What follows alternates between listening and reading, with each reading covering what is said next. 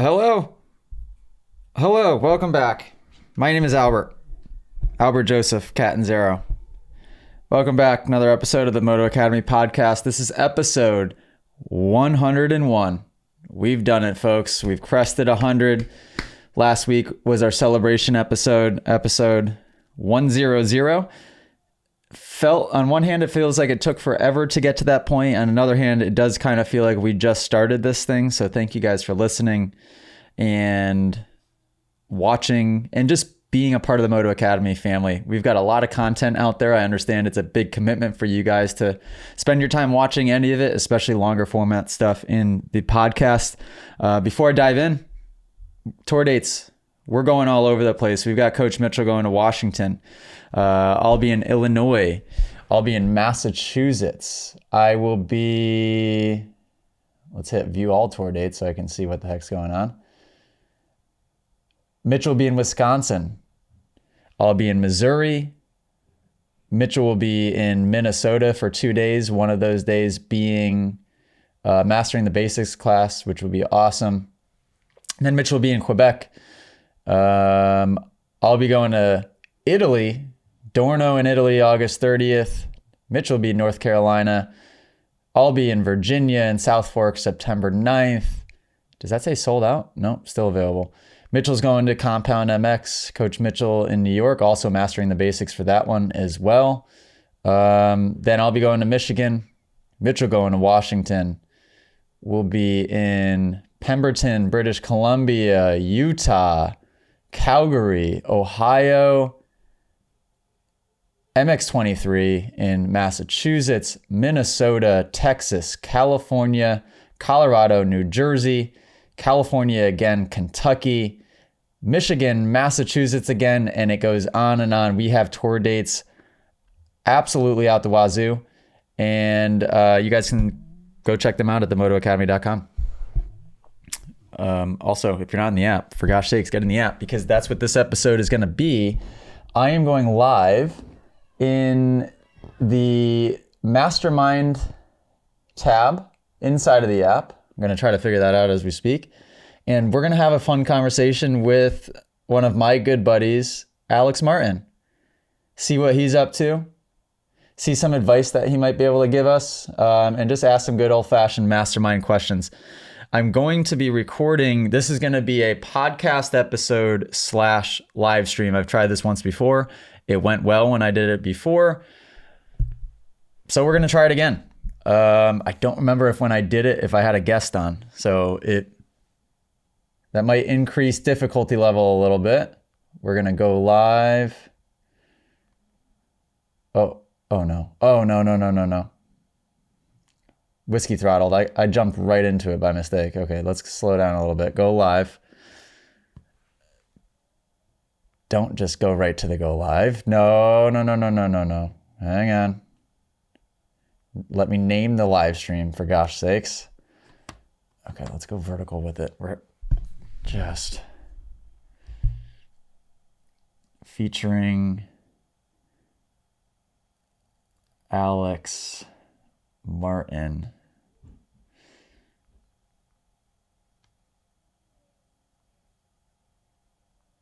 Okay, going live.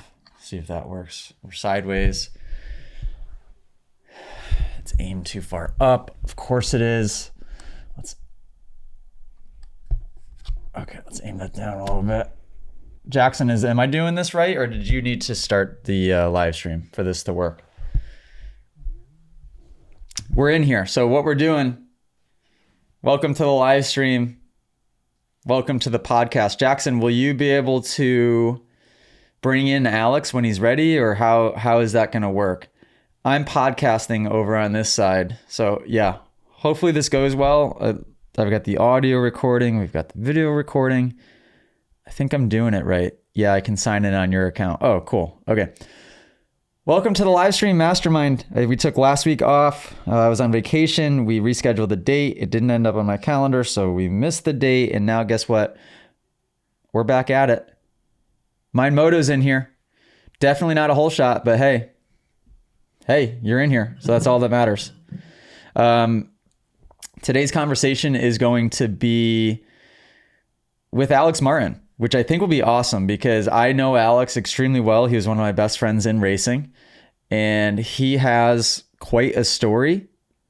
I think that this will be a really good opportunity if you guys want to hop on, join the live stream, ask some questions of your own, to be able to do that. He had a really unique journey to becoming pro. Once he turned pro, his journey was pretty extreme as well. And yeah, it's a very, very good example of there isn't just one way to make it pro in this sport. I have a lot of people. Can you guys hear me okay, by the way? Because I forgot that you're listening to me via my phone. Sounds good. Okay, great. As long as I don't get a phone call, and it will kill the audio.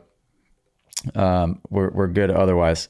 We got the Element, by the way. If you guys haven't tried Element yet, drinklmnt.com/AJCat330. It is not a code. It is a website link. So you got to go to that website link, try it. They've been a big supporter of the podcast and of our whole channel. All of our YouTube stuff, our Instagram, we've got a pretty good deal with them now. So yeah, support Element, and I live on it. I honestly don't know what I would do without it. I'd be in trouble. I'd be so dehydrated all the time. Survived on it. Yesterday we had class at Winchester. Shout out Kenny C18. Is he in here? Oh, he is. Kenny C18 filmed all day yesterday with the iPhone, mic'd up at class. I had a new Fox kit, and I don't want to toot my own horn, but between the chrome Stark and the graphics we have on that thing and just the look of the Stark alone, I know people hate on it, but I think it's the best looking bike. Forget about the fact that it's electric. If it were not electric and you were just looking at that bike, I think the lines and the shapes and the way it looks, I think it's the best looking bike. And with those graphics, and then with the kit, the Fox kit that I had on yesterday, head to toe, matching goggles, matching gloves, had new black boots on, and then the camo boonie hat flopping off the back, I feel like it looks really good. So on Wednesday, the plan is to go to MX23 in Mass. I don't know if the weather will be good enough or not. And we're going to do some like proper riding edits on that bike. Not raw because people don't want to hear the thing zipping around the track, but I have a good song picked out. Just kind of creating a vibe with the good old school song. I think it's from the 70s or 80s, and yeah, maybe some slow-mo action, and just get a good riding edit in. My style on that bike is really good. It's the most flickable bike of all time, and I just need a proper riding edit because I can do some cool things on that. When I hit, you can bunny hop it. You can it's like riding a BMX bike. It really is. Let me make sure I'm not missing comments here. Dave Drakes, can you guys let AJ know that silence is violence? Oh my God, I need to go watch that clip again. If you guys, after you get done watching this live stream, okay, Jackson, yeah, just let me know. I'll keep my eyes out in the comments. If you guys haven't seen this clip yet, after the live stream is over, go on to YouTube, or after you listen to this podcast, go on YouTube and type in Chris D'Elia, silence is violence, and it's absolutely hysterical. I don't think I've ever laughed so hard sitting there watching that clip with Dave Drakes of silence is violence, and just shoo, whoop, and just the text coming through. Oh my God, please go listen to that. It's freaking amazing. Has anyone seen the AMA is sped up on highlights reel? What does that mean? We've been laughing for years on this. Yes, we have. Does anybody want to hop on in the meantime before we get Amart on? Or what the heck do I talk about? What have I been up to? I just read a couple of really good books. And what were they? One of them is, and I'm not done yet, I'm about 3/4 of the way through. It's called Autobiography of a Yogi by Parma Yogi Hunt Summit. Don't know. The name is unbelievable. I'll never remember it. But Autobiography of a Yogi. And what I heard after I began reading it is that, and maybe it says it on the back, it was a book that Steve Jobs gave to all of his employees. And there was a couple of really notable high level people that, I heard of it because Joe Dispenza said it was the book that changed his life. And then once I got it and realized that Steve Jobs gave it to all of his employees, I was like, all right, this is interesting. And it's the life story, autobiography, so in his own words, of this yogi master and his whole life. It's insane. And it really tells some amazing stories of the yogis that he worked with, and the mentors that he had, and some of the powers that these people had. And it just, it seems like fairy tales, but the more I read into all of this and learn about the mind and the power of the mind, I believe all the stuff. I want to chat your perspective on, Dave, do you want to hop on for a minute? Okay. Let's see if I can get it to work.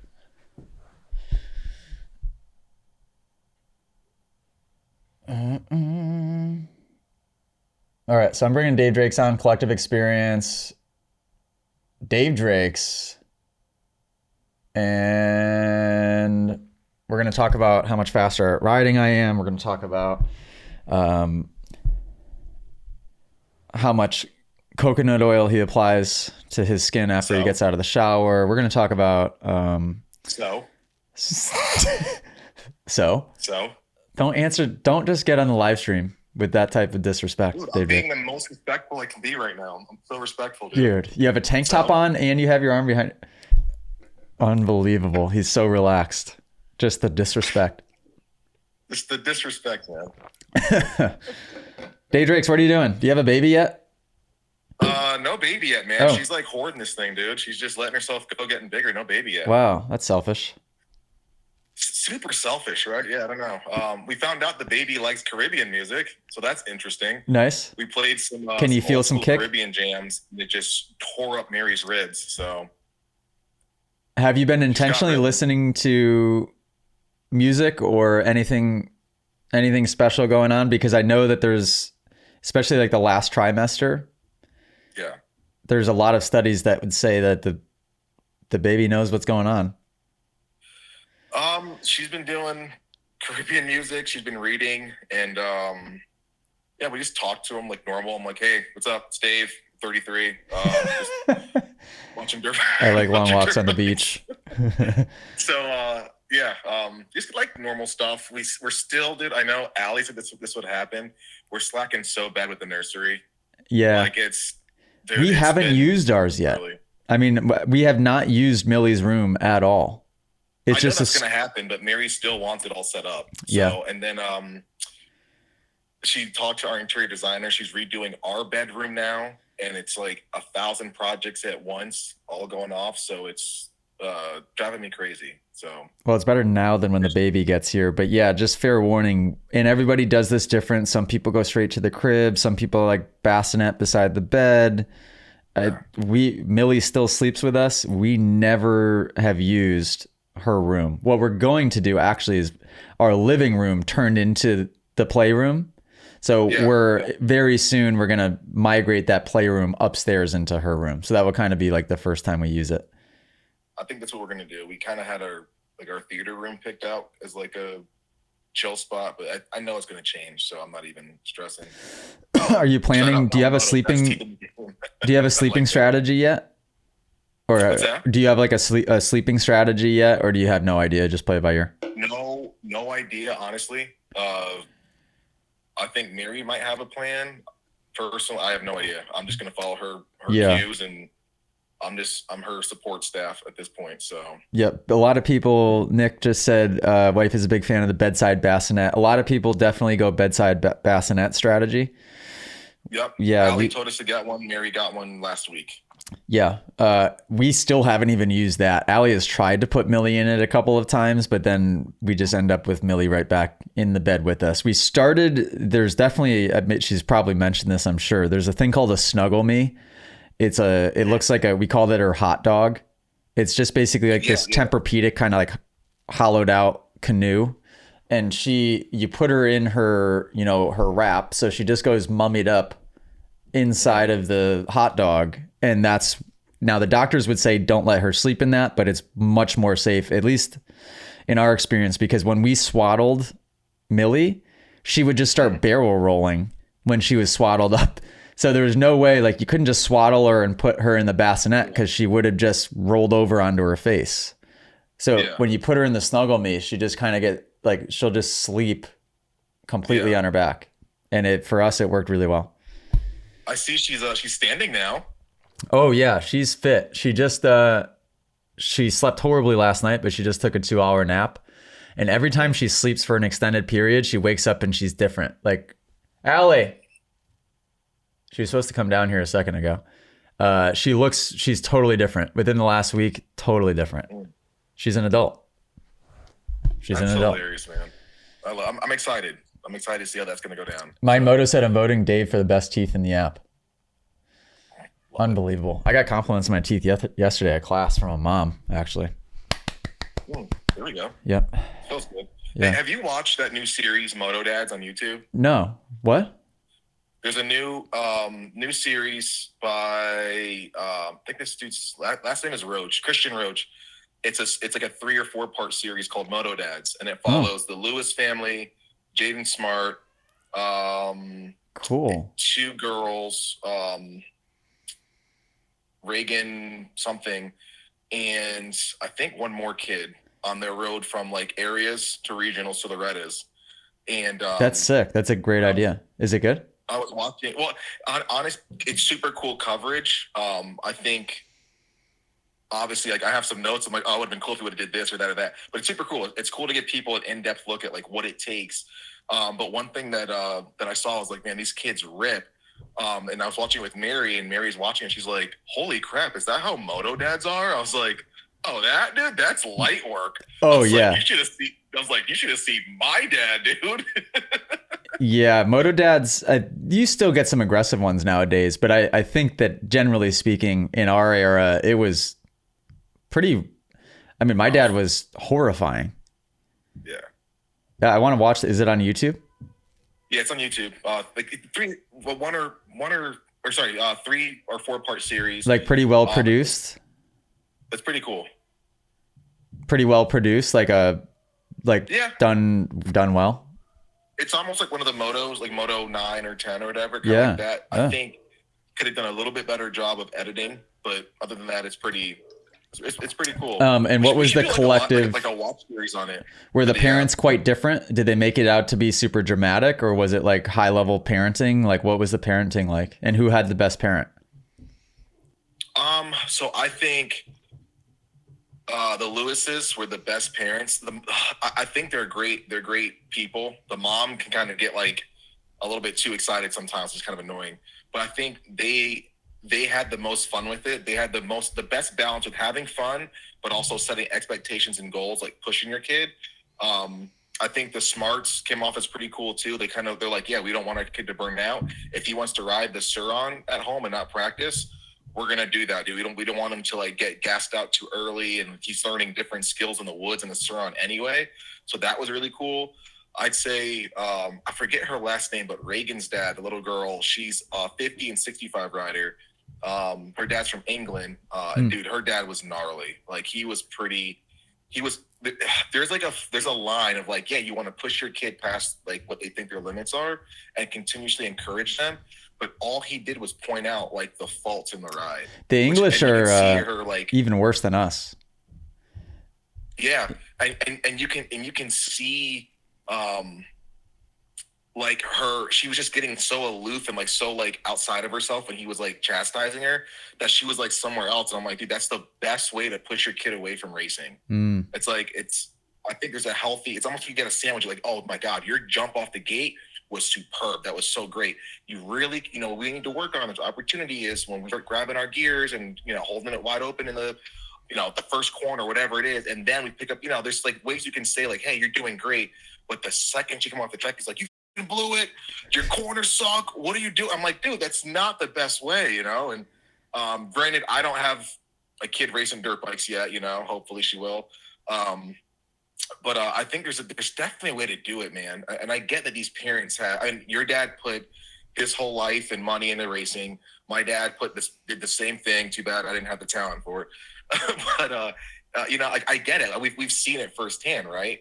But also it's like, man, it's really tough to see that and to know like how it really doesn't help your kid. It really does not help the kid when you're that aggressive. It does so much more when you treat it as like a fun kind of like tag team duo of like, hey, we had this challenge of like hitting this triple. Oh my God, we did it, and celebrate those little wins. It makes a huge difference. Yeah. Well, and it goes hand in hand with like the How to Win Friends and Influence People book too. If you're trying to give somebody advice or correction granted, I screw up on this all the time too, because I'm just so like things are moving quick and I'm just like, I'm not about like, don't mess up, but it's more so just here's the solution. I'm not going to sugarcoat it. This is the solution. Go do it. Okay. Thank you. Yeah. Hi, Millie. But when you're talking to somebody that's extra sensitive or impressionable, like a child, you've got to start with something good and just be like, hey, and also this is how you can correct. Hang on, we got a special guest. She's peeking around the corner. She hasn't been on. Millie, what was the last episode that you were on? What was the last episode that you were on? This is episode 101. Can you clap, clap, clap? Hey, Millie. Can you clap, clap, clap? Say hi. Hey, pretty girl. She's really nervous. Okay, say hi. Look at it. Say hi to Dave. So can you say hi? Hey, pretty girl. Hey. Hey, She's pretty girl. so focused in. Double D. It's Double D. Hello. Alley Cat. How you doing? Good. You have made my entire house full of baby stuff, so thank you for that. Oh, good luck. And we got Doug in the shot too. I literally cannot crutch around my house because you have given us so much advice for baby things. I'm an influencer? You are a Mary influencer for sure. Well, when you get sick of it, you could just put your stroller in the bed of the truck and go on a trip and lose it all if you want. I told her about that. Oh, by the way, every time we go past somebody riding a motorcycle, Mary goes, "Keep it on 2, bro." Keep it on 2. I don't even know how that started, but keep it on 2, everyone. Keep it on 2. Oh my God. Millie, what do you have to say other than keep it on 2? Do you have any good advice for the people in the mastermind? I know, that is very funny. What else? What else do you have to say? And then I'll take you. What if she said her first word on Mastermind live stream? That was almost one. That was close. What would that have been, AJ? No. Singing. You get one more chance and then I'm taking you. Okay, ready? Sing a song. What? Come on. Say, can you say hi? Can you clap, clap, clap? No, you're not a very good guest because... Clap, clap, clap. Okay, time to clap, go. clap, clap. Wow, she's really, really caving under the pressure here. Clap, clap, clap. Maybe we'll bring you on. What is this? What is this thing? Okay, Mildogs, maybe you can say hi to Amart when he comes on. Excellent job. Bye, Millie. Bye. By the way, I want credit because I told you to read Winning Friends and Influencing People like 10 years ago. Yeah. And I told you, I was like, dude, this book is filled with gold. Like, it's phenomenal. And you did not read it until freaking recently. Now you're like, oh, it's great. Who, me? I feel like that one. Yeah, you. Recently, I read it a few years ago. Did you really? Yeah, but I didn't start reading period until a few years ago. So that was the second book I read. I read Think and Grow Rich first, and then How to Win Friends and Influence People was the second one that I read. And I told you, it's a phenomenal book. Oh yeah. It's one of the fundamental like ones that you could read over and over again, and especially because it's hard when you're an employer and like you have a team of people that you're trying to really get in the right spot. It was good for me to go back and read it when I did. And it's one of those two that I highlight, and I went back through a different one this time. I encourage people to read it and like try to implement a lot of those different elements of the book, and I guarantee people will start treating you differently. Once you implement those and walk around with that mindset from that book, you're going to start seeing like waitresses and waiters treating you differently. You're going to see people like you're going to have this positive energy and glow about you that's going to make people react to you differently. It really is something. It's a phenomenal book. 100%. Another book that I read, no, it's not behind me, was Liberty Over Language Revealed. Read that. So it's a pretty short read. It's told in like it's a story, and I don't know if it's a fictional story or not. I think it was actually a story of what happened. He just really makes it extra dramatic. But the moral of the whole book is basically just be specific with and be intentional with your words and your language. Yeah. So like his first experiment is he would get in the elevator with people and just notice and take note of how people would respond to certain things that he would say, and how he was just, once he started to pay attention to it, so surprised that everybody was so mundane and, you know, bummed out basically with their responses of, oh, hey, how are you doing? And the answers would always be not too bad, or I've been better, or not too shabby, like all of these really quite negative answers. And so he gave tips and ways that he would change those short little 10-second, 15-second interactions, and it would like completely change the course of his day and potentially the other person's day as well. Like using certain words when somebody would ask you how you are, instead of just saying okay or fine or even just good, how are you? Really changing that to specific things. Kenny C18 says AJ wanted everyone to think he smells good, so he sprayed cologne on before he went riding. Yeah, so yesterday, Dave, I did an experiment myself at class. I had class at Winchester, and I brought Le Labo Santel 33. Such a good scent. Put it in I have this little Ziploc Bank of America bag, which is where I have my VIP stickers. I've got my tour flyers. I've got my change for when I sell the apparel. I got all my got my chapstick in there. And so I put in the cologne in there. I'm like, you know what? Why not like take it? Just let's take this experience to the next level. And when I'm at class, I want people to leave thinking, man, AJ, not only like excellent coach, had a great time at class, but that guy smelled good. The guy smelled nice. Yeah. So that's, I was trying to leave that impression. I did get a compliment on my teeth yesterday, but I did not get a compliment on how good I smelled, unfortunately. Do you know who used to do that before every ride? What? Luke Visconti would head to toe Hollister and Abercrombie cologne, like before every single ride, dude. It would douse himself. No way. Yes. Ask him. He would show up. We would say like, hey, we're going to Charlie Smith's track or South, whatever.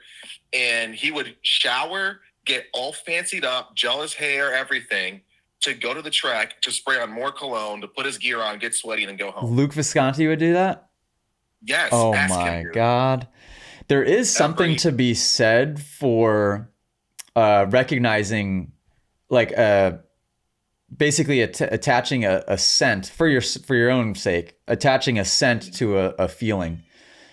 Yes. If that makes sense. So like if you were practicing any type of meditation and regularly, and there's a certain scent that you're meditating to, probably a good idea to have that scent available to you when you're doing your riding, whether it's like an essential oil, like in your helmet, or because Le Labo always reminds me of vacation for two reasons. One, I only wear it when I go on vacation. And two, when you go to really expensive or really nice restaurants or really nice, maybe a shopping place, they will infuse it with Santel 33 by Le Labo. So it's like a bougie scent.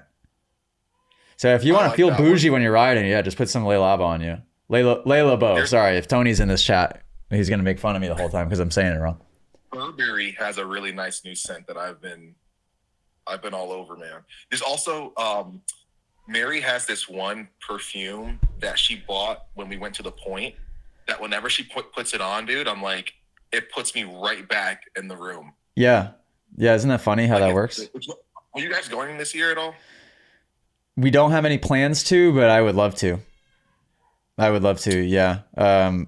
I just love experiences like that. Nick, Mind Moto said I spray lavender in my riding helmet. Helps feel like I love lavender. Ooh. Reminds me of, when I would get my tattoos, there was something called tattoo goo.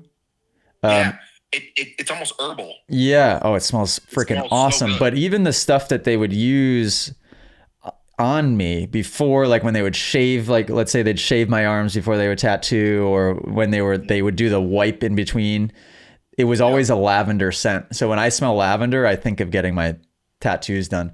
Yesterday at class, do you know Ty Lepisier? Is that how you say it? Ty who? Lepisier, 726 KTM, younger kid. He had long hair for a while. He's from Mass. Very fast. Yeah. You probably know him. He went to class yesterday and was demonstrating and just kind of helping out and bouncing around. And he must have had some expensive race fuel in his bike. He's doing Unadilla this weekend as the bike he was going to race. And just the smell of that fuel, like I had to, when we stopped, I'm like, who has race fuel? And he raises his hand.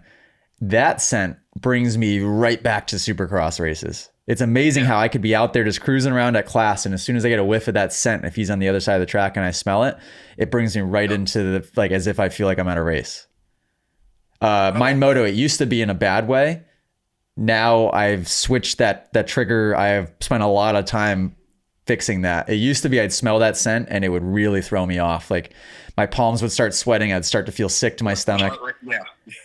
Yeah, it was all negative things. Now it's very different. Now I get excited. I feel grateful. I actually, what I think of now a little bit more than anything is being back with Jet and Hunter at their track, because I got to spend every day with them smelling the race fuel. Yeah. And I think that was during a time too where I was really learning and mastering a little bit more of the power of the mind and just being really intentional with that. And I was starting to switch that smell and that trigger to more positive reinforcement instead of, before, oh my gosh, if I smelled race fuel, it was like, oh, forget about it. That's all I need to do is smell race fuel. My day was done. I mean, you could tie it to just being at the races with your lifelong friends, but yeah, Jet and Hunter, that's cool too. That's cool too. That's fine. You know? Same thing. Kenny C18, Ty is a super nice dude, well-spoken. Definitely should have him back. Yeah, he was great. He was an asset to class yesterday. We didn't have any briefing either on when and where he should talk and when he should talk. And he was very aware of when it was appropriate to add a little something and when he should just kind of lay back. His demonstrations were spot on. Yeah, Ty would be, and he's very interested in being a Moto Academy person. So, Jackson, make sure you let me know. What time is it? I think Troll is going to hop on at 1. So it's 3 minutes till. Okay, perfect. That works well. I forgot who. Meta, I'm going to hop on the bike when I get cleared to ride. I should be back in by like January. AJ's talking me into going orange, man. Him and Manny are talking highly about those orange bikes. So really? I may sell the Cali and go 350. Oh, yeah. I mean, 350s are definitely not a bad choice. The stupid question, have you ridden a Stark yet? I haven't ridden a Stark. I did the Alta. What were they called? Alta. Yeah. Yeah, but I haven't ridden a Stark yet. I was supposed to come out with you guys and ride, but I don't know what happened. Are you you're not coming to the summer camp, are you? For any of the days? Where do you live again? No, I can't. It's too close to the due date. Where do you live? You really break my heart. Texas. For some reason, I thought that you might still be in. I should just talk to Allie and just convince her to move you guys to Austin. Do you like it that much? Dude, it's sick. I mean, it's not like I love home. Like I'm one of the only people that loves home, but like Connecticut, I want to get our second place in Connecticut for sure. But dude, it's fun. It's awesome. It's super sick. Who lives there, famous people wise? Joe Rogan. Well, Rogan, Segura, Bieber. Does Theo Von live there? Kennedy. No, Theo Von's in Nashville, isn't he? Yeah, I think he's in Nashville. Mm. Oh, Meta, no, I haven't been to Kill Tony yet, but I did go to the Vulcan to like check it out. It's pretty sick. But no Kill Tonys yet. I want to meet what's his face? David Lucas. I want to meet him and see the other guys. But No, the company I worked for, we sponsored them for a while. So Jackson, how do I get...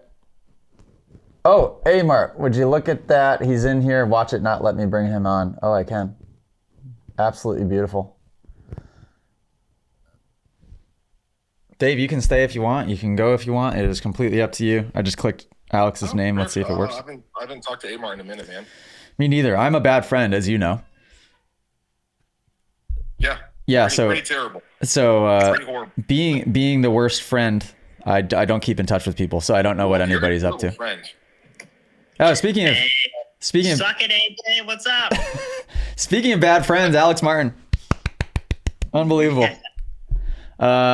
Dude, what the heck is? Thank you, first of all, for taking a little bit of time. How is dad life treating you? And do you have more than, you don't have another one on the way by chance, do you? We do actually. Hey, before I get going, is there like a line right there? Is that me? It's like Or is a. that That's like definitely that's you. Is that a light? is it me? Yeah. He's got don't worry, people. He's on a budget. He's got an iPhone 3, I think. Yeah. We got the MacBook here, but I'm like, it's the first time I've seen that line. But yeah, we're doing good. Kelsey is due at the beginning of October. We're having a girl. Awesome. It'll be baby number 2, so I'm pretty excited about that. And as you know, AJ, once you have a kid, things change. Yeah. Congrats, man. Yeah, congrats. That is awesome. And yes, things. Our babies do around the same time. Okay, cool. Little girl, yeah. Oh wait, so we're gonna have 3 girls racing each other? Is that what's happening? I don't know, man. I hope mine plays some golf or something. Yeah, same. But the problem is, my dad, as soon as Millie was born, my dad comes over and drops off like a custom number plate on a Strider, and so we have the Strider upstairs. And of all the things, we got the piano, all the toys, all the things for Millie to bounce around and play with. She goes straight to the Strider every single time. I'm like, well, okay. Yeah, it's funny you say that, AJ, because our little guy, I mean, so Everett's 16 months. He was born last March, and, he's been on a little like balance bike probably for the last 4 months now.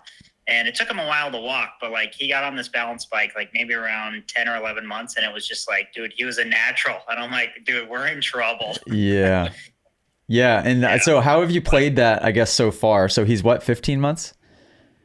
Yeah, coming up on 16. He'll be 16 tomorrow, actually. Are you able to recognize that young where the interest is? And have you exposed him to a bunch of stuff already, or not too much yet? We're trying to be pretty careful because, as you know, like whether it's toys or what we watch on TV, like, I mean, he's got Spring Creek Motocross like in his front yard. You look out our kitchen window and you can see Mount Martin. So he's going to be surrounded by it no matter what we do, but we're trying to limit it because, as you know, like the injuries and the risks of dirt bikes, like dirt bikes are fun and obviously they were a life, but I don't know if I don't mind if he rides, but I don't necessarily want him to pursue like the professional path and, everything that comes with that. So we're trying to like thread the needle a little bit with that. I know. I don't know. It will become hopefully more and more clear, but I don't know what to do with that. I would say it might be a little bit easier because Millie is a girl and there is less of a pathway, but at the same time, you can certainly create a pathway. And if she was interested, she could just become the best girl that's ever existed. But no matter how safe you do it, it is still so darn dangerous, and it scares me. And I don't know. I'm open-minded to it, I suppose, but I do. There's one part of me selfishly that thinks it would be cool if she did take to it and liked it, because I just have so much knowledge and you have so much knowledge. It's almost like, does it go to waste if you don't teach your child all of what you know? Or do you introduce them? Moto Academy. Huh? I said, not if you have Moto Academy. That's a good point. But no, it is a valid concern, and I think with a girl, it's going to be a little bit easier for you, and unfortunately, as much as I feel like girls and boys should be able to do the same things, it's just motocross for girls is a lot harder, especially to make a living in.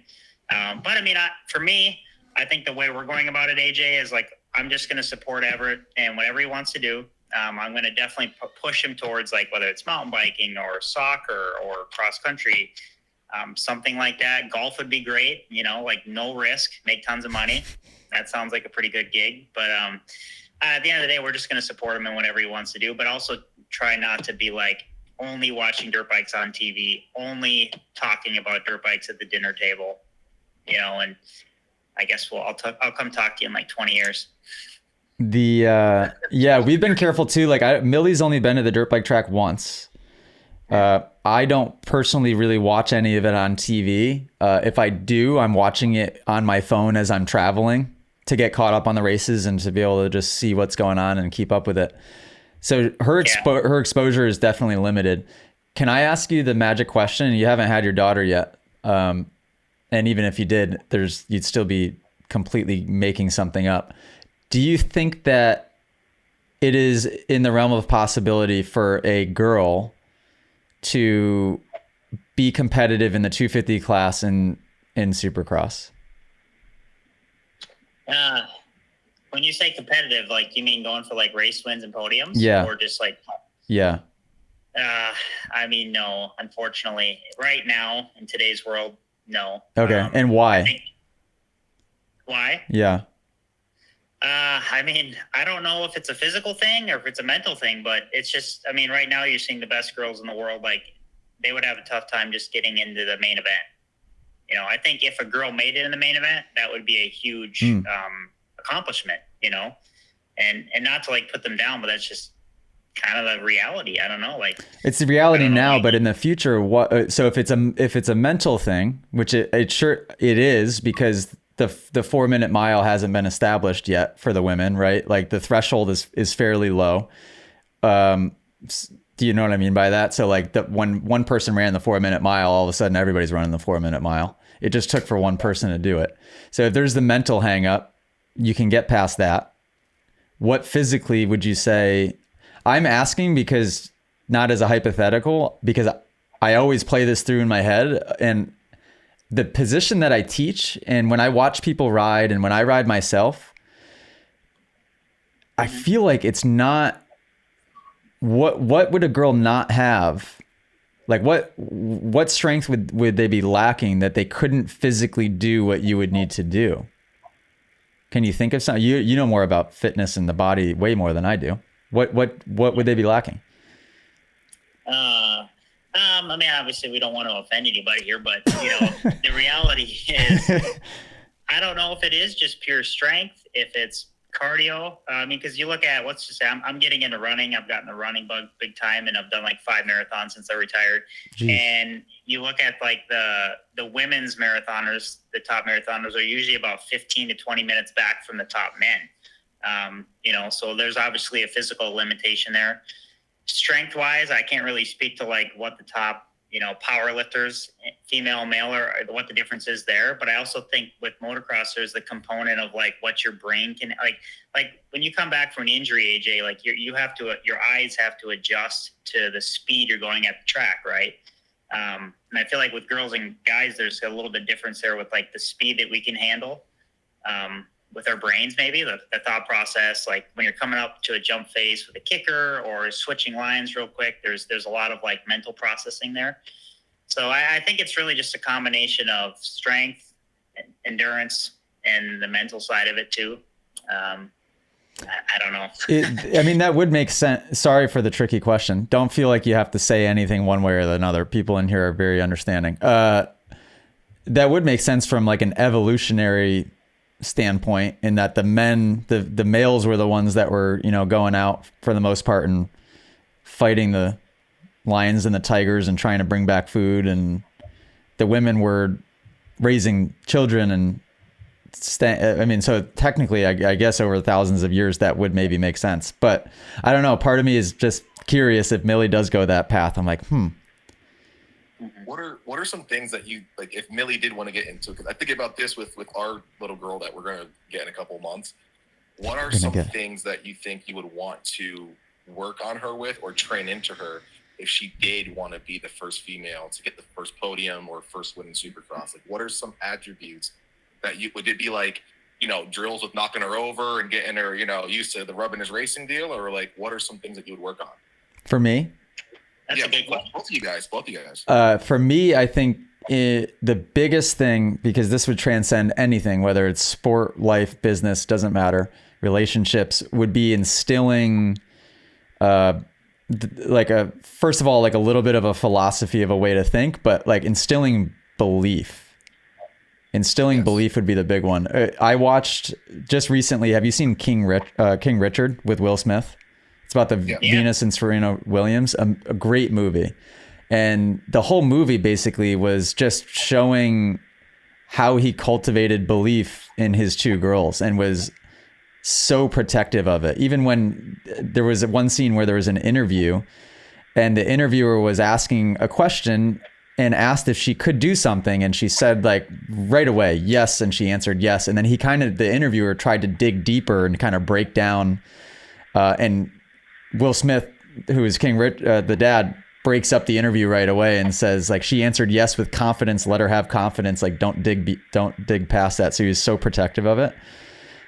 I think that would be it, because like I just said with Amar, it was like talking about the 4-minute mile, and a lot of maybe why girls haven't made a main event yet or haven't done this or that yet is because nobody has done it yet. So therefore they don't really fully believe that it's possible. Yeah. Yeah, no, actually that's a pretty good answer, AJ. Proud of you. What about you? Yeah, no, I mean, I think with us having a girl this fall, it's become a top of conversation around the dinner table. I feel like with my wife and I is like, how do we, raise a strong, independent, confident woman, and I think just telling her that she is capable. She is capable of anything, making sure we don't put limitations on her. I think that it really starts from a young age, and you got to be careful not to be like, if Everett's out playing in the yard or like bebopping around doing something and be like, oh, that's for the boys, like we got to make sure we're not saying like, oh, that's for the boys, or girls, you should be inside playing with your dolls type of thing. I think my wife is very much going to be the first person to question that thought process. Yeah, because she's a tomboy, right? Yeah, for sure. And my wife is very much, AJ, you met Kelsey. She's definitely doesn't want to be like the girl that can't do something, so she was always like very competitive in school, like with sports, softball, cross country. I mean, honestly, she was kicking my teeth in like 7th, 8th, and 9th grade cross country. It wasn't until I lost about 30 pounds I was able to beat her. You guys probably had you guys probably had some decent athletic genetics being passed down. Cause was she a big time when I met her? Was she big into running? Yeah. She ran cross country in high school, and then she's done like 3 or 4 marathons, I want to say, as well. So she's pretty fit. Another thing, Dave, that comes to mind is, I just completely lost my train of thought, and I had something good too. And I think I heard this from a Kobe Bryant interview, and he said that there was one thing that his dad told him, and maybe I've told you this, Dave, before. It was like one conversation. It was a turning point in Kobe's way of thinking, to where it gave him complete security to go out and try his best and to do everything he could. Is his dad basically said, give it your best, try your hardest, and if nothing else, we will still love you no matter what. And although that sounds obvious and seems obvious, I think a lot of children are so impressionable that they think that the love is conditional, and that there's expectation, and if they don't reach a certain milestone or accomplish something that you want them to accomplish, that they don't have that security blanket of, which seems weird. Like our Moto dad conversation earlier. Yes. That's very much how I thought things were growing up, right? Like if I did not qualify at this regional, if I did not do this, like what's my value? Like what's my value to like my parents? You know what I mean? So I think that's huge, and how you think about yourself and self-esteem, self-confidence, stuff like that. So, same with me. Same with me and Tony Cat, obviously, right? I mean, I don't want to go too somber, but I got one question for A-Mart. Alex, what is your funniest or favorite AJ Cat story? I have 1,000, but I know you have some that I haven't heard yet. So what is it, man? Well, it's kind of funny. I feel like we were talking about this the other day, or like last year when I talked to AJ. It's like, it's really cool to see what you've done with the Moto Academy and the community and your riding schools and the amount of people you've been able to work with and touch. It's definitely inspirational for us with troll training, but at the end of the day, like I still have this mental picture in my mind of AJ at club playing MX versus ATV, just like nobody could beat the kid on MX versus ATV. And then he's in the club gym. He's just doing bicep curls. Wants to get ripped. Wants to get pulled. And then he's going out riding Supercross. He's like, dude, I'm getting arm pumps so bad. And he's just having protein shakes and he's doing bicep curls. Just Rhino Power protein shakes, just jacked. And I'm like, AJ, you want to go for a run? Glamour muscles. Yeah. Man, yeah.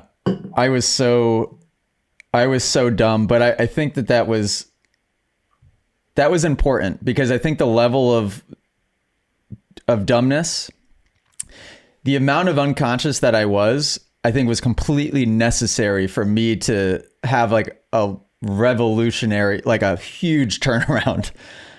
You know what I mean? I like couldn't be any more different than I was. What would have been those years? 2012, 2013, maybe 2014. Yeah. I feel like, between 2012 and 2014. Yes. I think I was there 2010 in a camper with Durham, and then I came back in 11. I feel like a lot of my 11-10 mods days was spent there, and then first couple of years was Cycle Trader, Rock River Yamaha. But, at the end of the day, like, we were in the early 20s, AJ. Like, most people would still be in college or just getting out of college. Like, we were just kind of figuring out life at that time, and it was like a point of our lives where we didn't really have a lot of like pressure or like expectations or like bills. We weren't married, didn't have kids. Like, it just was, I look back at that and I'm like, man, definitely a very unique, it was kind of like our college days, really. In a way. Did you look at it that way then? Because I know that I certainly did. I was in the mindset then of basically survival mode of this is every day is, every race is the most important thing I've ever done. And if I don't perform, it's the complete end of the world. I felt so much pressure all the time. Yeah, I guess I didn't feel like the pressure that much. I feel like just the thought of getting hurt, injuries wasn't quite on my mind. But I think, like each year, you were living paycheck to paycheck. Each day, paycheck to paycheck, race to race. I don't know. I feel like with 11-10, I was just really happy to be like working out, training, and riding my dirt bike. Like at that point, I was really happy. I was barely breaking even. I feel like financially, like we were just barely scraping by. Like I remember, I think in 2012, I had a contract with Fly Racing for like 30 grand, and I was like, dude, I made it. I have made it. And then I think my wife moved in with me for the summer, and I was like, dude, I don't have enough money to get groceries hardly, with two people living together off 30 grand.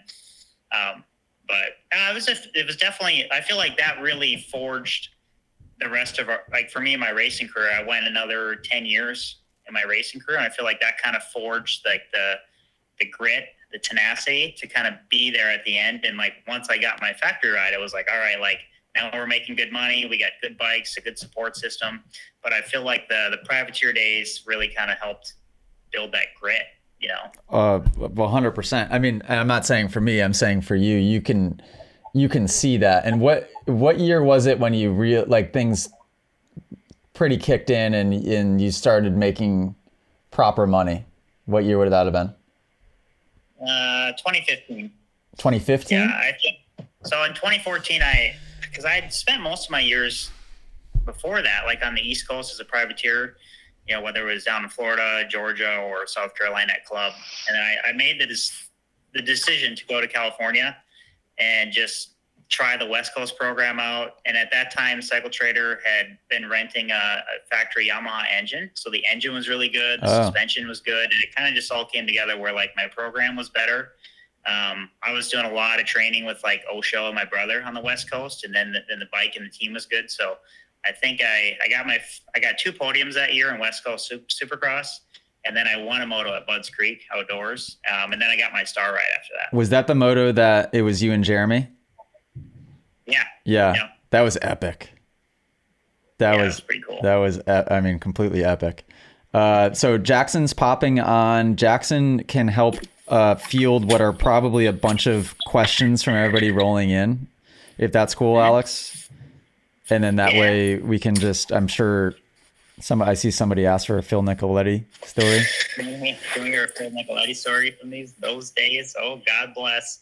Oh my gosh. Well, there was a small point of time in, I don't remember what year it was, 2015 maybe, where I was living on the couch at, was it Phil's house or was it your house? When we were at club, we rented a place. You and Phil did. And then I was staying on the couch, and I can't remember if it was for a week or a month or a day. To me, it felt like it was a lifetime, but do you remember that? Yeah. Sure do. That was, what were you going to say, Jackson? I feel like you were wanting to talk there.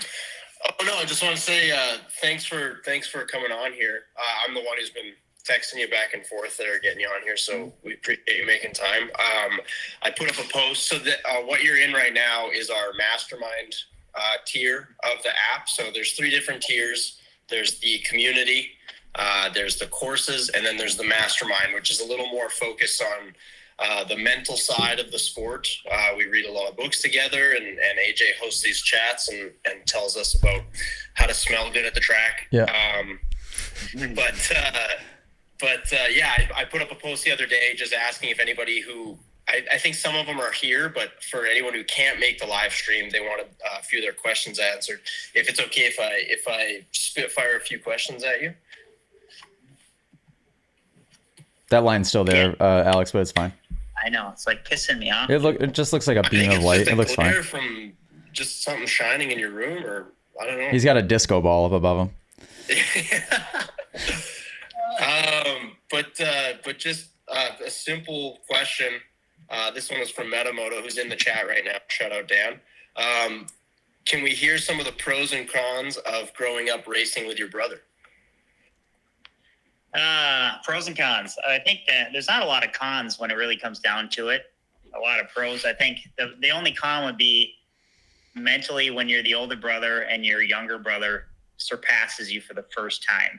That's kind of tough. But at the end of the day, the way I handled it was in 2011, Jeremy and I really did a lot of training together that summer. Cause I mean, I feel like there's years where like he was in Florida and I was in Texas, or I was in California, he was in Florida, but in 2011, we kind of got our programs in sync with each other. And I was on 1110 mod at that time. I podiumed at Southwick. I was top 5 pretty consistently throughout the outdoor season that summer. And Jeremy was in B class. Man. And he's going to Loretta's in the B class, and he was smoking me day in and day out. And at that point in time, I'm like, wow, this kid's obviously going to go somewhere. I'm doing pretty well in the pros, and he's smoking me. So, and I think from there, it was really just every time that Jeremy and I had the opportunity to be together and train together, we were always better for it. I mean, me especially, like Jeremy was the one that could kind of, hang it out there and would really go all in every day. And I was more of like the sandbagger during the week. And so there'd be times like, I mean, I'm not even kidding you. Like when we were at the goat farm in Florida, he would literally lap me in a 40-minute moto. And then on Saturday, we'd be battling, or I'd be a lot closer to him, So I always knew I had a little bit more on Saturday. But yeah, I just think being that we were 2 brothers from the same family, we had similar passions. We really bounced a lot of ideas off each other, training related and bike setup, just how to get faster. And I think you're seeing that with Hunter and Jet. It's just when you have that sibling rivalry, but then you can also share your knowledge, I think it really helps to just raise your level. How involved were your parents? Because Dazzy with Jet and Hunter, he runs the show completely. But your parents were less involved, so it seemed.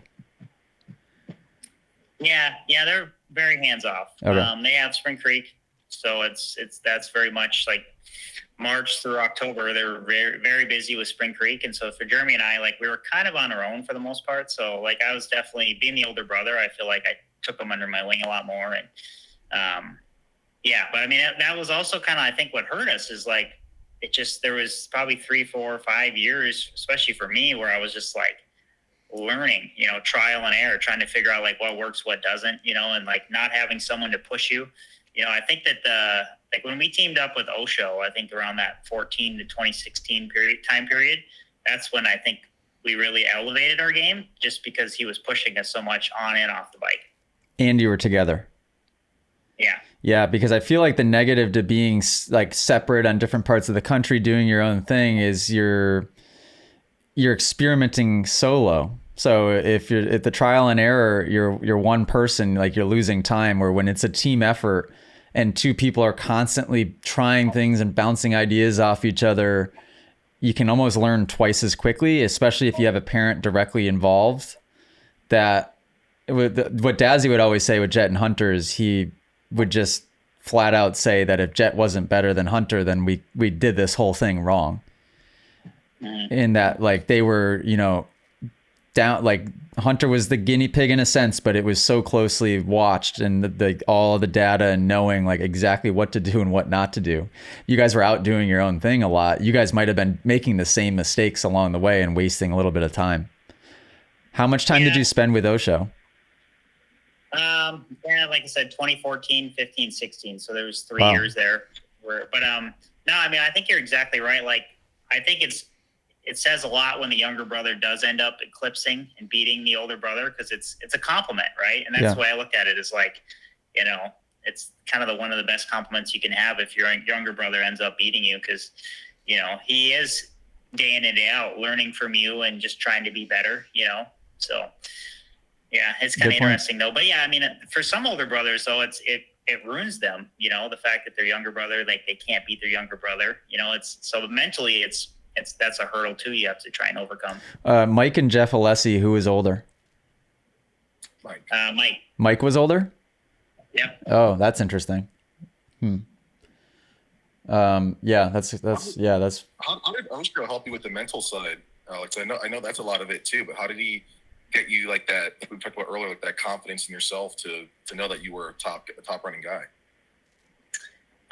Yeah, no, it's a good point. Osho, that the mental side of it was almost just as big as the physical side, because it was just like learning, okay, what can the body handle? Because we all think like, okay, go for like a 30-minute run, do your motos, and then you'll be good for the rest of the day. Where with Osho, it was like, okay, we do our 30-minute run, do our 40-minute motos. Now we're going to go on a 2-hour hammer on the mountain bike ride.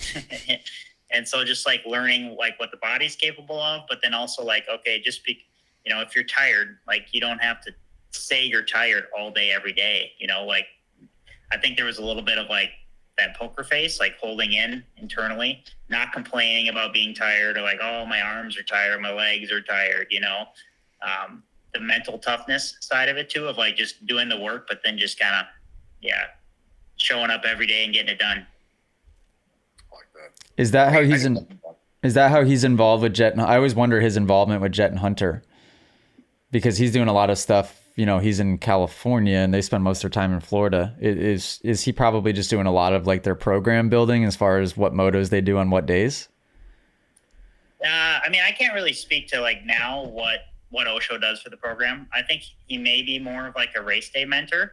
I don't know how involved he is like on the day-to-day stuff. Like, I don't know if Dazzy's doing the gym program.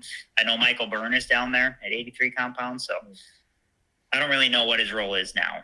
But yeah, when I was there, the gym program for Jet at least was pretty loose. Like he would go in there with his shirt off when Allie was in there working out and just try to bench press as much as he could. So pretty AJ-esque. And then the riding program, Dazzy would be out there running pit board. Burner would be out there sometimes, or he'd be out in the outdoor track. But I think their motos, the structure of their motos was Johnny O was giving them, relaying that information. But it seemed pretty hands off. Like I never once heard them on a phone call together or FaceTiming or anything like that. They were pretty independent as far as that goes. Well, that's what I mean. I think it's become more of like a race day mentor. I think when Johnny was training like Ricky and Stu and my brother and Dungy, it was much more of like a day in, day out in the trenches on the bicycle at the track, where I think it's morphed a little bit. Cause I mean, you got to keep in mind, Johnny's like, in his 60s now, I think. So, I mean, even like Eldon doesn't go to the races as much as he used to, so it just becomes harder the older you get to be away from your family, be on the road, be traveling all the time too. What are your opinions? And Jackson, I'm sure you got a bunch of questions over there. What are your opinions on, would you train differently now than you had most of your career? Or do you think the way you were training was correct? Do you think it should be different? Obviously for everybody, depending. The reason I ask is because you just see like Moto Academy technique, let's call it, in Sexton, Jet, Hunter, but they are taller statures for the most part. Chance Hymas kind of rides that way as well. It just seems like less of cyclists build and more of looking more, I guess, like a Roxon a little bit. Mm-hmm. Does that make sense? Well, yeah, I mean, Kenny's kind of a genetic freak, really, but yeah, I don't know. I mean, I don't think I really would have changed anything, because at the same time, so I would say the first 5 years of my career was basically just cardio. I feel like I did do a little bit of circuit training and strength stuff with Rhino. I trained with Ryan Hughes for 1 year. And then I kind of went into the cardio side pretty heavy. And then there was years where I just did cardio. And then back in 2016, I started linking up with Garrett Swanepoel and the Star Yamaha guys. And that's when I incorporated strength training again. And I think it was really good, the timing of it, because as you age, you start to lose muscle mass. You start to lose that fast twitch muscle fiber. And so reintroducing strength training, I think really at that time of my career really helped to prolong my career, and also to make me a better athlete. So you really can't do one or the other. You can't just do cardio, or you can't do strength. It has to be, and I think that's like with us with troll training, and then like what I've learned through my career is it has to be well-rounded. If you want to be good on and off the bike, just being a well-rounded athlete is going to help. And in today's age, just being able to handle the training load and the training volume, you have to be pretty smart how you structure that. And that's why I think having a little bit of everything in there is good. Not just going on, let's say, like 3-hour bike rides every day or 2-hour bike rides every day.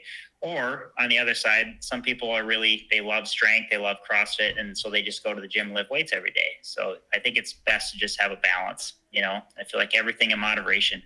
And do you think that everybody is different, but would you classify, is it an important classification, fast twitch guys versus more slow twitch guys? Like, would you be considered a slow twitch athlete?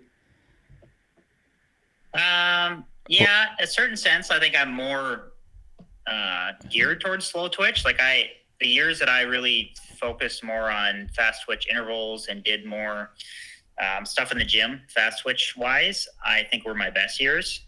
But at the same time, I think we have to be careful. Like, let's say Chase Sexton. Like, you could look at Chase Sexton and be like, oh man, like he lifts weights, he's strong. Like, I need to lift weights. Well, I can tell you from talking with Chase at Millville, having a beer with him after the race, he hasn't done strength in like 3 months. He's just been doing cardio.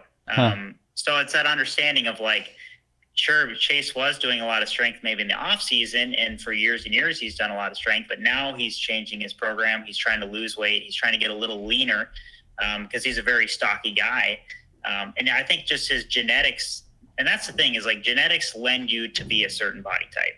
Some people are just stocky naturally. Some people are skinny naturally. And you can only influence your body type so much through diet and training. But also just, I feel like knowing what people do on the backside kind of helps me shed some light into why people are a certain way. Can you guys hear that upstairs?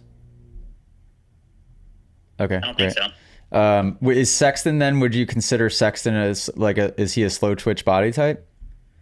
Technically speaking? I would say guys like Adam Cincerello, Ken Roxon, Chase Sexton are all very fast twitch. Cincerello too? Yeah. Oh. Okay. I bring those up, I guess, because like when I was in Florida, that was kind of my group, was like Kenny, Chase, and Adam, and I. Like when we were at Moto Sandbox, we spent a lot of time training together. And like Kenny Kenny's just kind of a freak though. Like I remember in 2021 after Washougal, like he's tired. Kenny talking about how tired he is, and he's just going to take 2 weeks off the dirt bike. He's just going to train off the bike. He's not going to ride his dirt bike. So for like 2 weeks, didn't ride. We're all out there grinding, putting in motos. We show up to Unadilla. The guy wins by 30 seconds at both motos. Yeah, I mean, now was his cardio good? Like, could Roxon hop on a bicycle, and was he strong on the bicycle, or runs? Yeah, Kenny's just kind of good at like whatever he does. I don't know. Yeah. Oh, Mike and Andrew's got a good comment there. What is it? I found cardio don't program well together. Everybody's so different, and I get so many questions, and I'm always timid to answer because most of my career was like just trial and error, and it was almost like I never figured out what worked for me until, I don't know, last year. Between diet and what exercises work, I still don't fully know what exercises work. It's like I put on muscle really, really easily in what feels like not an appropriate way for dirt biking. Even when I'm not going buck wild with the bicep curls and the bench press, I mean, I could be doing push-ups and pull-ups and just body weight stuff, and I start to look beefed up, which I feel like is not good. But then when I start to do too much, like on the road bike or running, I get really bad lower back pain, and I start to feel just tight and inflexible. Maybe just during those time periods, I need to be like stretching my hip flexors more or something. But there was a year at club where I had such chronic lower back pain that, and I wasn't even doing, I think that was the very beginning of when I started doing cardio. I was doing some runs on the treadmill, and that was probably the first year I bought a road bike. My lower back just hurt so bad I couldn't even do anything. Couldn't even sit on the airplane. It sounds like AJ from 2012. Yeah. But yeah, I mean, you bring up a great point. That's why in my mind, like they complement each other really well. And once you start going one way or the other on the spectrum, you can get into trouble. But kind of like talking about Mike and Andrew's question here is you have to know how to do strength, and you have to know how to do cardio properly. And like timing your strength, right? So like you don't want to go in the morning and do a gnarly strength session and then go ride your dirt bike. You're going to feel like shit on the dirt bike. So we try and save the strength training for like after riding, and then typically like Tuesday do your strength, and then Wednesday have a day off, and then Thursday, Friday. So that way you kind of give yourself a day after strength to recover. So that way you feel good on the dirt bike when you do ride again. And then cardio wise, like we really pay attention to heart rates, and you have to be like, I'm all about zone 2, zone 1 cardio for the most part off the dirt bike. Every time you ride the dirt bike, it's usually a high intensity, high heart rate. And so you really have to balance that high intensity with some lower intensity stuff, you know? Did you ever spend time on the dirt bike that was intentionally much lower heart rate? Like, did you ever go slow enough to where you could operate on the dirt bike at zone 2 to zone 3? Or do you think you were bypassing that every time you hopped on the dirt bike? I mean, I'm kind of the same as you. Like, I love doing like corner track drills and stuff like that. Like those are really fun. But I do feel like when I was like a part of like the Swanee and the Eldon Baker programs, it was very much just like show up to the track, put your gear on, do your sprints, do your moto, starts, done. So all zone 4, zone 5, like your time on the bike was pretty gnarly and going for it. Yeah. It was very much like, all right, we're going to use this moto to try and get as much zone 5 as we can. And then we would just do all of our lower intensity stuff off the like bicycles and cardio wise, you know? What do you think of doing the opposite of that? Have you ever experimented completely with the opposite of that? Because there's so many people in this app so for like we do riding programs each month, and for the June riding program, you had to stick to 50% of perceived effort on the dirt bike the entire month. Mm-hmm. Whether you were racing or not. That was what I tried to draw up this program. If you really stuck to it and you held yourself accountable, 50% of perceived effort the whole month, whether you were practicing or racing. Most people, I don't feel like I've ever spent any significant amount of time on the dirt bike at that low of a perceived effort. It's like they feel like when they get on the dirt bike, it's supposed to feel slightly reckless, loose and a little bit out of control, and heart rate just 180, 200 through the roof. But what I've been telling people more and more frequently, and I don't know how much truth there is to this, but making more of your time spent on the dirt bike at a very, very, very tempo pace. That way you can focus more on actually corrections and technique improvements. And then if you did that, could you establish like your zone 4 and zone 5 stuff off of the dirt bike? So I think what you're talking about, and I agree, AJ, 100%. I think it really depends what skill level we're talking about. Mm-hmm. When you're a pro, you have to train a little bit differently. You have built up that foundation. Your technique is sound, to where like as a pro, you really need to focus more on that high end. It needs to be quality every time you get on the dirt bike, because you're training 3 times a day at the highest level. Like that's kind of what you have to do to be competitive in this day and age. But for the younger crowds or the vet people that, they need to focus more on techniques and fundamentals and really get that quality in a different way. So it just really depends where you're at in life, really. Do you think that sense? It does? Do you think that there's a lot of guys at the pro level that should be taking the time to do more of the technique stuff? Or do you think it's too late? I don't know. Like, so Dean Wilson was one guy where I feel like he really would focus on, like, he'd go out on a Wednesday. He'd ride he'd ride with us, do the motos, and then he'd go out on a different day and just like do his corner track drills and whatever. And I think it was more like it just helped him mentally, because I don't feel like it ever really translated to like if Dean was riding around on 8th to 10th. It wasn't like he showed up one weekend and he was top 5 or a podium guy because he did those corner track drills. I just feel like for me, like say we show up to Supercross track, I'm with Kenny, Chase, and Adam, and we're going to do like 2 20-minute motos on the day.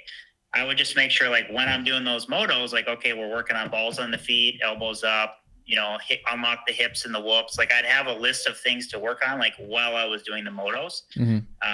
And I feel like for me, that was kind of enough. I didn't have to go and do the other riding stuff, but I do think for the amateur, it's really important to like every time they ride the dirt bike, whether they're doing motos, whether they're doing their sections, working on those techniques and those fundamentals.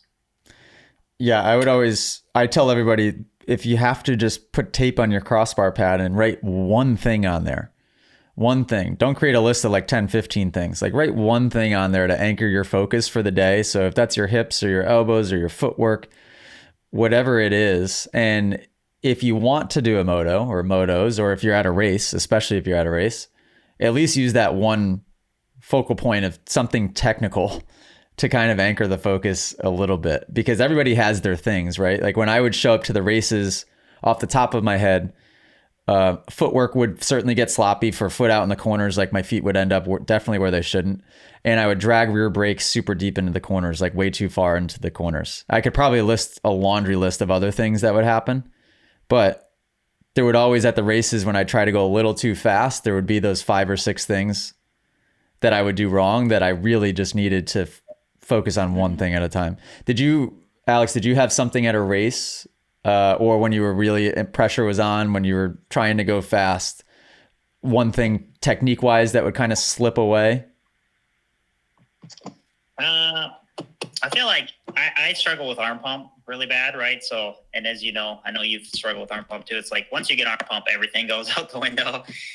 But I feel like for me, what really helped was like approaching the qualifying sessions is like, okay, we're not going to go when the green flag goes and it's time to get lap times. I'm not going to go 100% right away. I would just kind of build up, I'd just maybe do 70%, 75%. And then maybe by lap 4 or 5, I would really throw it down for that fast qualifying lap. I feel like that helped my arm pump, but it also helped like my technique wise, because there's just so much coming at you on race day. Like you're having to learn a new track, especially Supercross. You're having to learn a whole new layout. And then in like basically 3 to 4 minutes, you're going to have to send that triple, send that quad, send that set of whoops. I mean, as you know, AJ, like it's a lot. And so for me, just approaching it a little bit more gradually instead of just like sending it in deep into the deep end seemed to help a little bit. As far as technique though, I don't really know if there's like one thing that went bad. Like maybe my elbows would kind of be down a little bit, but I feel like I was always really focused on my technique. That was a big thing for me. Yeah, you held composure well. Like you never looked like a different person, whether it be at practice day or race day. Yeah, and your technique was always good. Yeah. Yeah, I appreciate it. But there would be times like I remember like Toronto, like one really bad was Toronto 2017. I was on TLD and I was like, dude, I should be fired right now. I feel terrible. I'm like terrible on lap times. And then I come back to the truck and we're looking at video footage and I'm like, oh, okay. Like I look okay. So that was kind of like that reassurance was kind of needed that day. Oh, I've had those moments. Jackson, do you have a few more you want to hit? Yeah, just a couple quick ones. You and your brother being of smaller stature, was there anything specifically you did? This was a question from CMX 214 in the app here. Building muscle specifically to ride a 450, being a shorter guy. Was there anything specifically that you had to work on or that you had to try to do to be able to muscle around a big bike? To be honest, I really didn't change a whole lot of my program going into the 450 class. I found that just a year of riding the 450, I probably gained 10 pounds of muscle just by riding the bike, like trying to hold on to the thing. Because I do feel like by the end of my season, obviously I retired. It's kind of catch-22 because I feel like by the end of the season, I was just figuring out the 450 and I had gained the muscle. Like I know it would have been better the next year if I had continued. But at that point in time, I was just so burnt out and so tired that I didn't really care. But yeah, to answer your question, like I really didn't change a whole lot. Like my eating was very similar. Like I usually was doing the same amount of strength, same amount of cardio. I do think that the travel schedule probably had me gain 5 or 10 pounds just from freaking always being on the road. You're always eating out. I remember being like 14 rounds into Supercross and I was just like, dude, I've never traveled 14 straight weekends in my life, let alone raced. It's a lot. It is so much. What did you weigh that year? I think I got up to like 155 at my heaviest. Man, really? Yeah. That's wild. It was your brother right around that too? Dave, what was you at your heaviest? You laughed a little too hard, Mark. Come on, man. Sorry, Dave. It's personal. Jackson, you got a couple more, and then we can let Alex run. I think he's been on here for 45. Really quick, do you feel like, because it seems to us like what we talked about with Chase and the bit of the more strength training renaissance that's kind of being showcased a little more in the sport. Do you think that has anything to do with career longevity? When you hear about kind of the Alden programs where it was just heart rate cycling for their whole career, doing a little more strength training, like you said, when you did it later in your career, do you think we'll see we're already seeing guys stick around longer in the sport and racing at the professional level. Do you think that will continue to trend that way? Well, like even with Eldon, like Eldon kind of gets labeled as like the cycling guy, but he was having his guys do 2 or 3 days a week of strength. So I don't necessarily think there's been like some big wholesale changes within the last like 3 to 4 years in terms of like off the bike training. So yeah, training, like it really hasn't changed that much. I just think that these new crop of riders like Chase and Jet, like they're just phenomenal. Their bike handling skills, and like AJ was talking about how Jet just goes in and like does some bench press and then he leaves. Like, I mean, Jet's kind of just a freak. I feel like we can't look at Jet and be like, oh, that's what I need to do, because he's just like kind of an anomaly. He's kind of the exception, not the norm. I think in general, like people are going to benefit from having good technique on the dirt bike. In general, people are going to benefit from being a little fitter, a little stronger, a little bit more cardio. Right. So I think just trying to be well-rounded is the best approach. But yeah, if you look at the pro guys, it can be kind of misleading sometimes.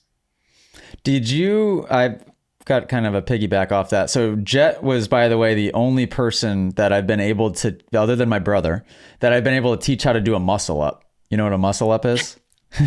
Yeah. Jet learned it in 2 minutes and he was able to do it. I've never been able, nobody else has ever been able to do it when I've gone to the gym. Yeah, he's pretty strong. So what the heck was I going to say other than that? Oh, bike skill, talent. I call it bike skill. What are some things that you think are valuable and where time should be spent to help develop a bit more bike skill, which is what I think down the road, what people then perceive to be talent? The reason I ask that is because I spent a lot of time when I was young doing freestyle tricks, nose wheelies, scrubs, whips, you name it. I was doing all of the different things. And over time, that accumulated a lot of bike skill. Through it all, I thought that I was really talented, which is like a horrible thing to think. And that's why I think I was such a head case my whole career, because I had everybody saying how talented I was, right?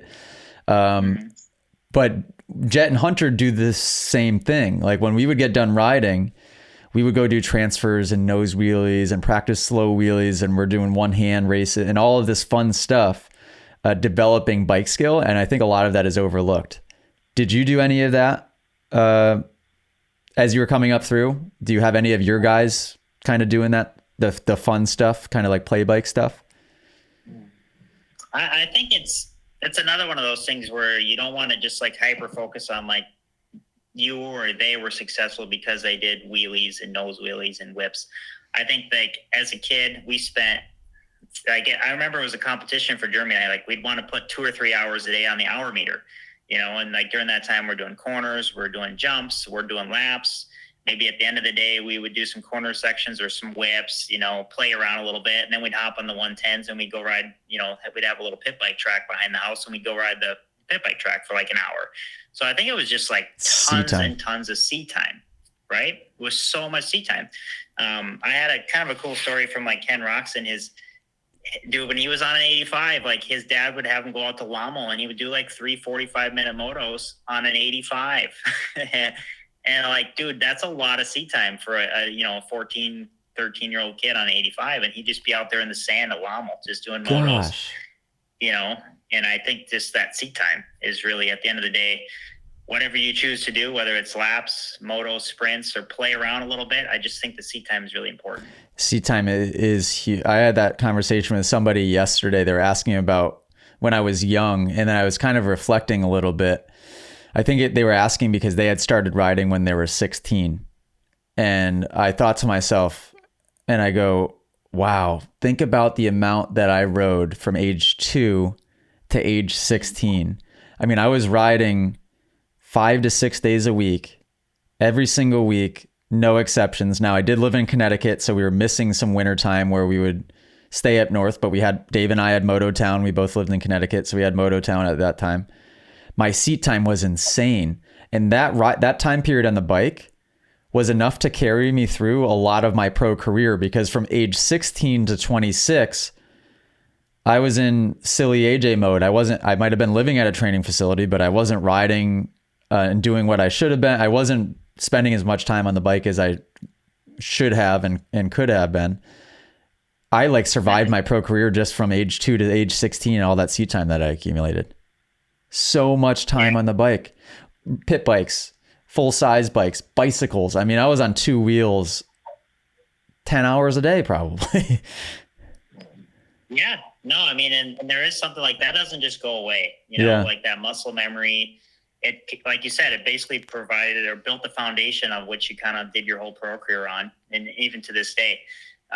So one thing I kind of surprises me, like, I think I went 8 months. I rode that Stark Varg like last November at Millville. Yeah, and then I didn't ride again until April of this year. And like, dude, the first day on the bike, like I actually felt pretty good. Mm-hmm. And I'm like, it's just kind of crazy for me, because I can't even tell you the last time I took 8 months off the dirt bike. It was probably like, I'd have to go back to when I was like 4, you know. It was just crazy to think. But yeah, it's like once you've put in that time, it doesn't necessarily just go away completely. Now, I can't say like maybe when I'm 60, it might be a different story. But right now at the ripe old age of 34, I still got it. Do you have intentions to ride forever? I mean, I hope so. Yeah, I hope so. I mean, it's fun. It's still fun to ride a little bit. And I actually got to load up and ride at a sand track, maybe like 10 minutes from Millville, like a month before the National, before things started getting really busy. And it was just kind of a stress relief to go out, ride, hammer some motos for a little bit. And then, I was sore as I'll get out the next day, but it was fun while I was in it. Yeah, and the sand track, that's a whole different story too.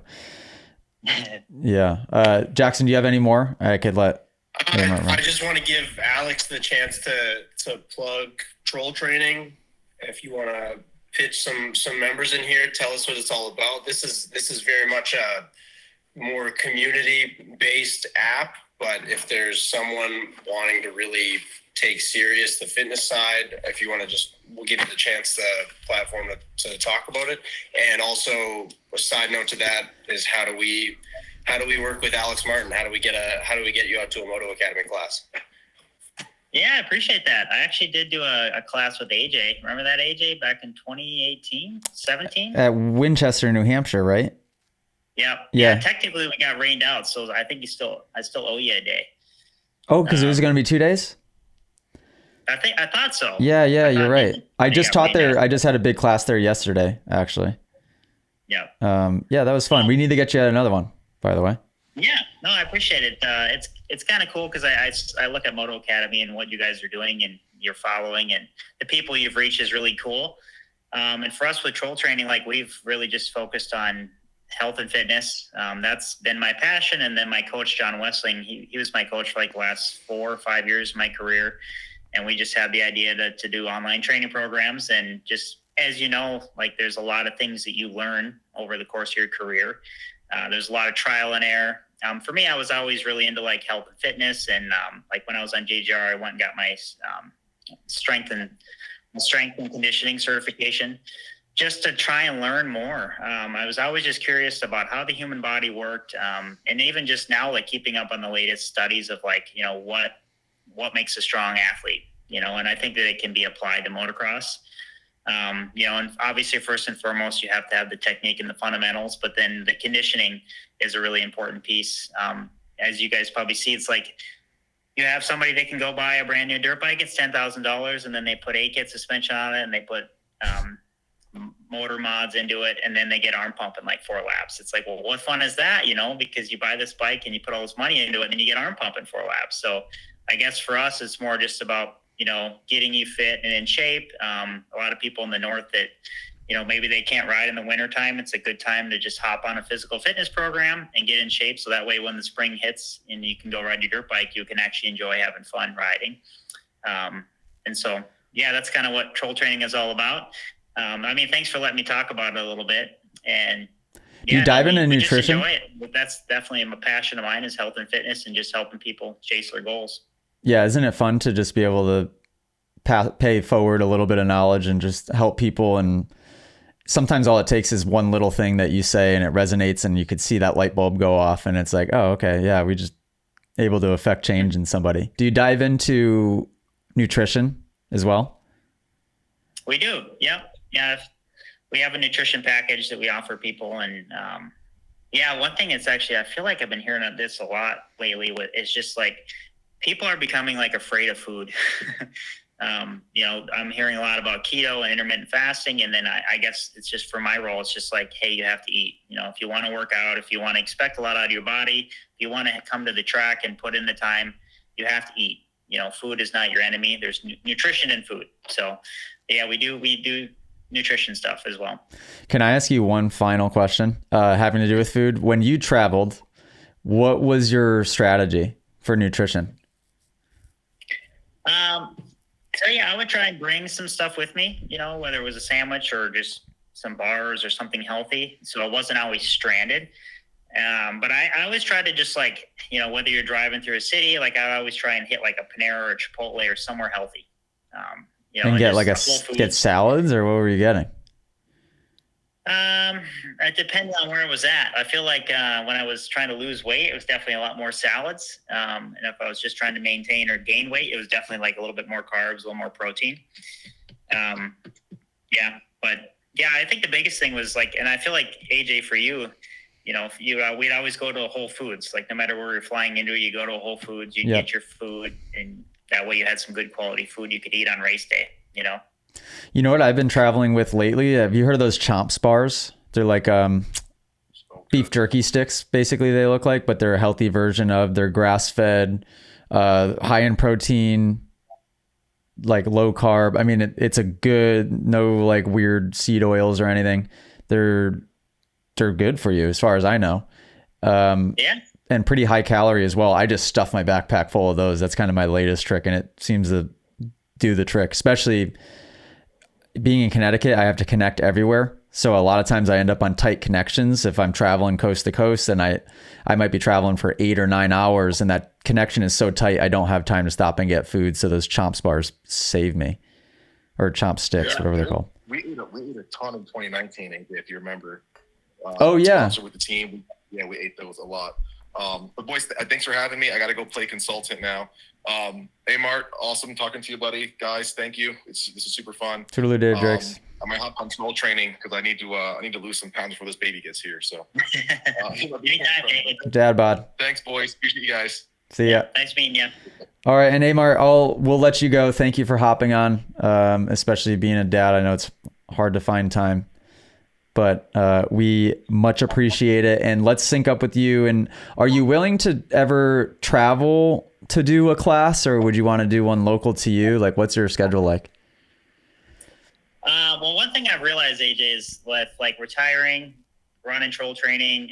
Somebody asked about Spring Creek, but I'm very much involved with Spring Creek now, and kind of been taking on more of the day-to-day roles.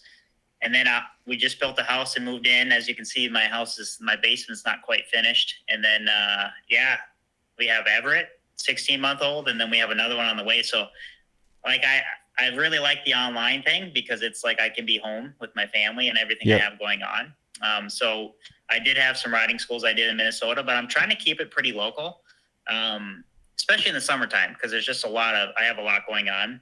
But in the wintertime, I mean, I'm all game if you want to do something. Sweet. Yeah, dude, I get it. I mean, just having, Millie and Allie doesn't have to work, we're very lucky to be able to have her be home with Millie.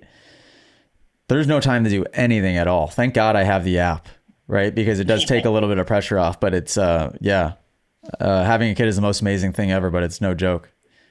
If you want to do it right and be a present father, then it's difficult to balance the work with that. Our other, so AJ is our main coach in the app and with the program, obviously our other, he's been in the chat there, Minnesota Mitch. I think he's right in Minnesota there. Or Minneapolis. Coach Mitchell or Coach do you know Mitchell Prescott? Coach Mitchell. So we might just start sending them your way to whip that boy into shape, if that's okay with you. Yeah, there you go. Yeah, he lives right down the road from you. AJ makes an app and then tells us to stay off our phones. I know. Good job, AJ. Yeah, I know. Yep. I catch myself every time I go to give that spiel. I'm like, well, I forget. Hang on, I got an app. I can't be telling people this advice. Yeah. I'm going to hop off. Thank you again, Alex, for being responsive and jumping on here. The community really appreciates it, and we appreciate you taking time out of your day to do this. So thanks a lot. And you'll definitely be hearing from us. We'll try to get you out to a class, whether it's right in Minnesota there or dude, we'd love to do a Moto Academy subscriber ride day at Spring Creek and figure that out. And you let us know what we can do, and we're all game.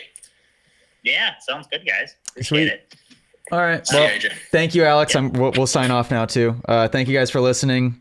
What are some plugs here?